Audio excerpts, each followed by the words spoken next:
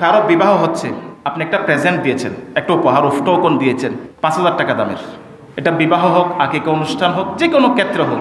এখন আপনার যদি আপনি একজনকে দিয়েছেন, আরেকদিন আপনার একটা অনুষ্ঠান হচ্ছে, তার তৌফিক নাই তেমন, সে 2,000 টাকার একটা টোকন আপনাকে দিয়েছে। আপনি যদি এটা মনে করেন যে আমি তার বিয়ের সময়, তার ছেলের বিয়ের সময়, তার অনুষ্ঠানে আমি 5,000 টাকার দামের একটা কি দিলাম, এত সুন্দর একটা টোকন দিলাম, সে আমার মেয়ের বিয়েতে মাত্র 2,000 টাকার টোকন দিল, ওই যে অনুগ্রহ করেছেন এটা শেষ, এটা আর নাই, ওইটা আর নাই।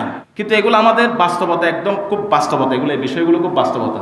আপনার তৌফিক আছে, আপনি 5,000 টাকা দিয়েছেন, কিন্তু সেই ব্যক্তির তৌফিক নেই, সে 500 টাকা দিয়েও কোত্থেকে দিবে? কিছু বাস্তবতা আছে তো। সে 500 টাকা থেকে 500 টাকা দিয়েও যদি 100 টাকা দামেরও যদি একটা টোকন দেয়, শুকরিয়া স্বরূপ যদি আপনি গ্রহণ করেন, এটা হবে যে আপনি একজন মানুষ, আল্লাহর অনুগ্রহের একজন বান্দা, এটার পরিচয় হবে। ওই 100 টাকার টোকন যদি আপনি সাদরে গ্রহণ করেন, আপনি যদি চিন্তা করেন আমি 5,000 টাকা দিয়েছি, সে আমাকে 100 টাকা দিল কেন, না পারলে সে 4,000 টাকা দিত। এই বই অনেক সময় অনেক মানুষ বিবাহের দাওয়াতে যায় না, আকিকার দাওয়াতে যায় না, একটা কিছু তো নিতে হবে, তার তো তৌফিক নেই। এই বাস্তবতাগুলো আমাদেরকে খুব গভীরভাবে চিন্তা করা দরকার।